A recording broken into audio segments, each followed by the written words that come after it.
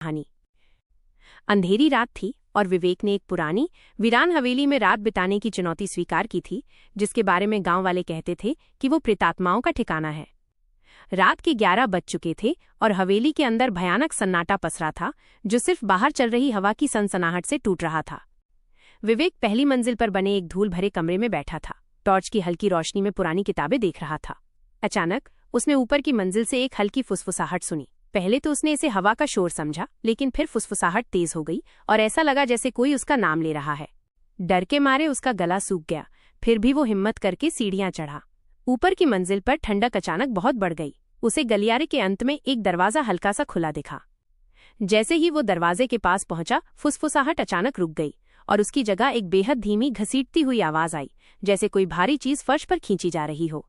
विवेक ने कांपते हाथों से टॉर्च दरवाजे के अंदर डाली। कमरे में कोई नहीं था, सिवाय बीच में रखी एक पुरानी लकड़ी की गुड़िया के।